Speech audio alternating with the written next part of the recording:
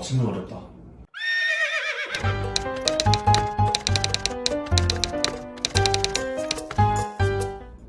삼촌, 네. 트럼프는 결국 재선을 위해서 중국을 계속 압박하는 것 외에는 다른 방법이 없을 것 같은데 그죠. 제일 쉬운 방법이겠죠. 이러한 미중 갈등이 한국 경제와 증시에 어떤 영향을 줄까요? 이미 그거는 2018년, 2019년 증시에서 답이 다 나와 있었어요. 왜 그러냐면 2018년, 2019년이 미중 무역 분쟁이 본격화됐던 시기였거든요.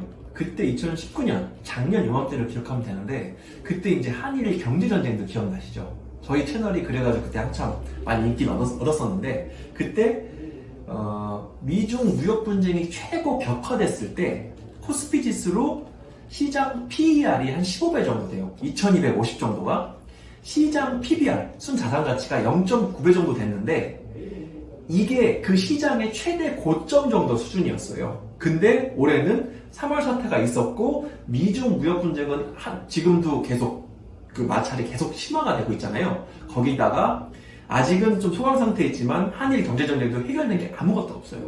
그러면 시장 가치가 2019년 고점인 PER 15배, PBR 0.9배를 넘어갈 수 있을까요? 못 넘어간다는 거예요.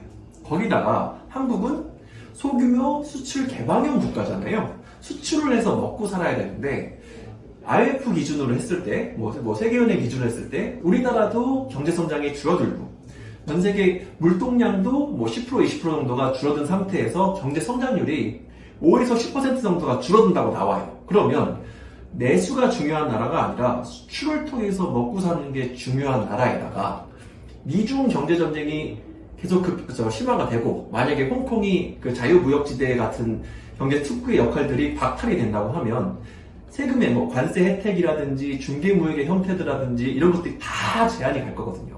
근데 한국의 입장을 한번 보세요. 수출이 안 되는데 한국의 입장에서는 외교 안보 쪽으로는 미국과 가까워요.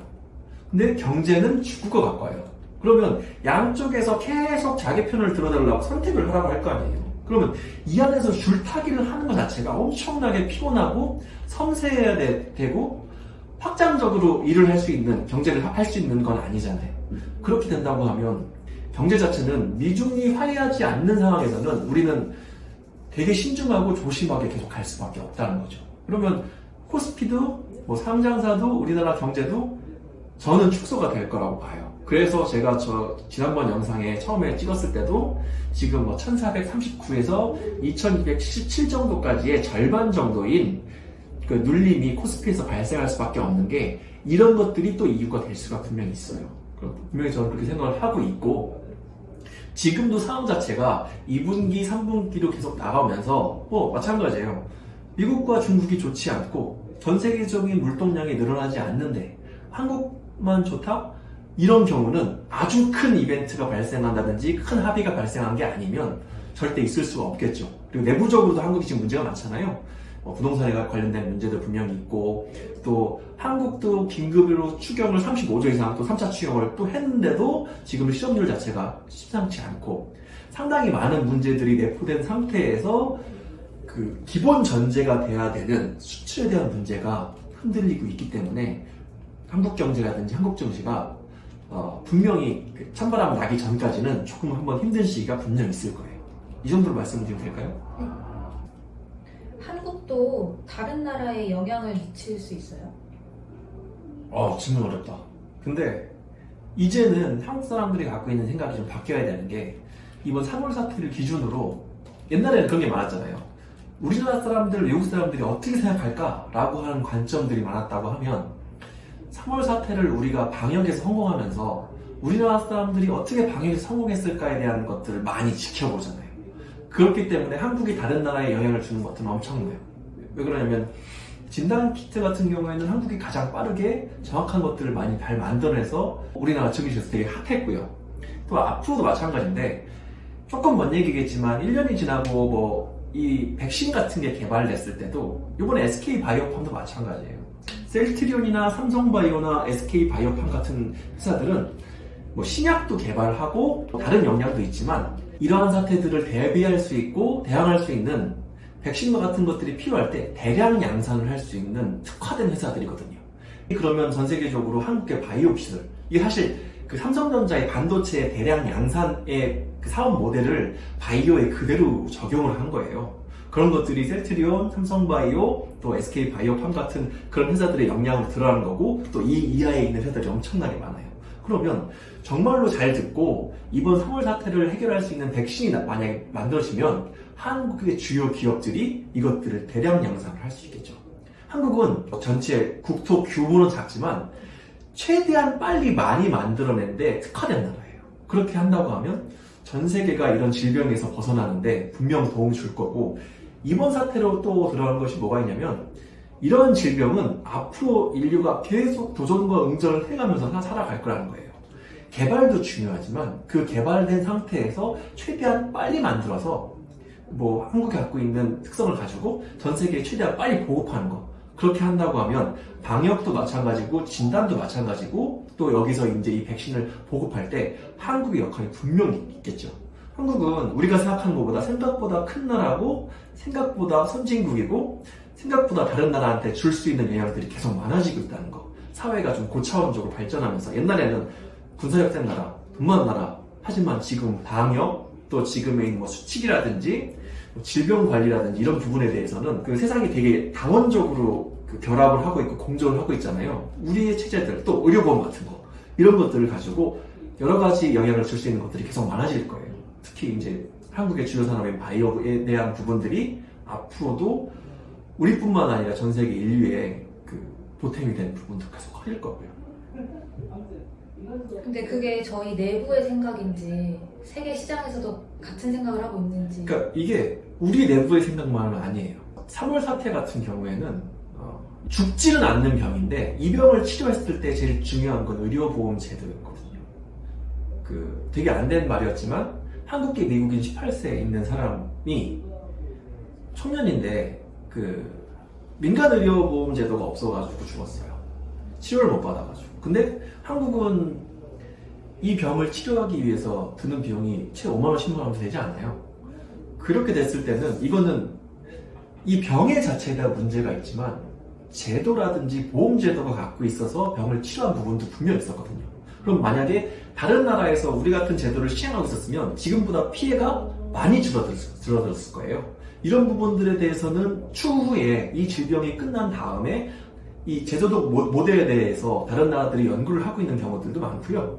또 우리만 그렇게 생각하는 게 아니라 이 아까도 말씀드렸지만 이 기업들의 대량 양산에 대한 부분들은 전 세계적으로 분명 인정을 해놨고, 그 자금들이나 또 그 기술력들이 한국에 있는 그 유수의 기업들과 MOU라든지 협약을 맺어놓은 상태예요. 그렇기 때문에 우리가 개발하면 너희가 한꺼번에 늘려줄 수 있어? 이런 것들을 정말 그 셀트리온, 삼성바이오, SK바이오팜 이하 바이오 기업들이 많이 제안을 받고 있고 수락을 한 상태고 협약이 되어 있는 상태입니다. 그래서 그러니까 우물안 개구리처럼 우리가 최고다가 아니라 생각보다 우리한테 많은 기회들이 열려있고 많이 영향을 미칠 수도 있고 전 세계에서 우리의 역량에 많이 기대하고 있다라고 생각하시면 될 것 같아요. 바이오가 네. 요번에 뜬 거예요? 아니면 원래도 떴었는데 요번에 더 뜬 건가요? 원래도 있었어요. 원래도 이게 랠리가 상당히 오래된 거였는데 그때는 약간 조금 기대감이었지 실제로 될까라고 하는 의문들이 많았는데 사실 삼성바이오로직스라든지 셀트리온이라든지 지금 SK바이오팜은 실체가 있는 회사들이에요.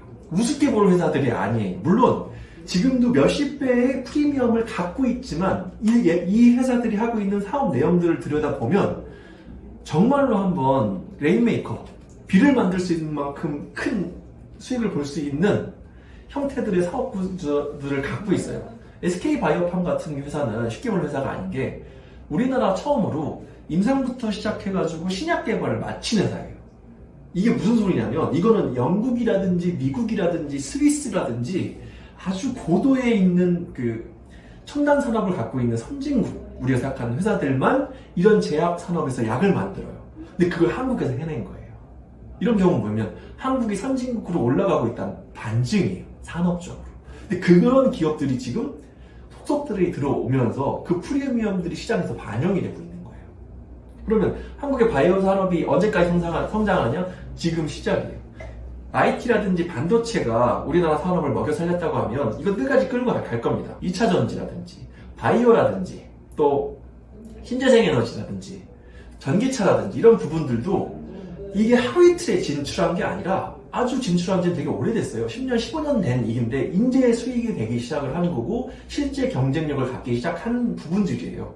이런 것들이 앞으로 더 갔으면 더 갔지 이걸 가지고 절대 엎어질 산업들은 아닙니다. 그리고 정말 큰 기업들이 들어온 거예요. 셀트리온 혼자는 완전 개척자처럼 들어왔지만 삼성이라는 굵직 그룹이 들어와 있고 SK는 제가 옛날 동영상에서 있었지만 여긴 M&A 한 회사의 귀재예요.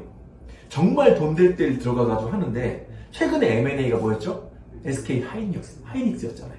근데 그 SK 하이닉스를 인수했던 그 팀들이 그 그룹 내에서의 의사결정이 그 다음 먹거리로 바이오를 선택한 겁니다.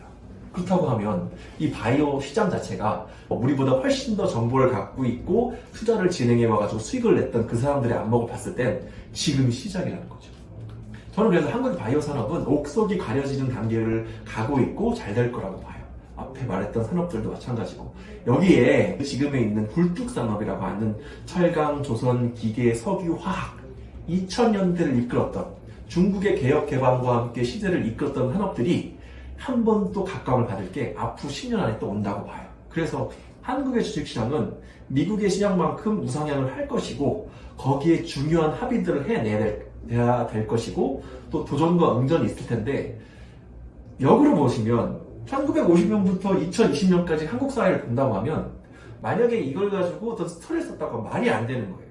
식민지를 겪었던 나라가 신약을 만들고 반도체 디램에서 세계 최강의 패권을 가지고 있고 뭐든 다 하려고 해요.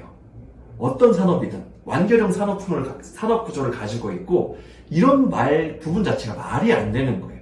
그냥 딱 하나 어떻게 보면 무식하게 나 할 수 있어. 그것 때문에 앞뒤 안 재고 뛰어들어서 모든 산업이든 어떤 분야든 뛰어들어가지고 할 수 있는 것들을 계속 해내고 있는 겁니다. 요걸 딱 느꼈잖아요. 되게 살기 힘들고 뭐 헬조선이라고 하는 부분도 있었고 소년들 지금도 힘들고 이런 부분이 있는데 남들이 봤을 때는 저 나라가 어떻게 선진적인 의식도 있고 신사업도 계속 발굴하고 있고 그러니까 그 DNA인 것 같아요. 한국 사람들이 갖고 있는.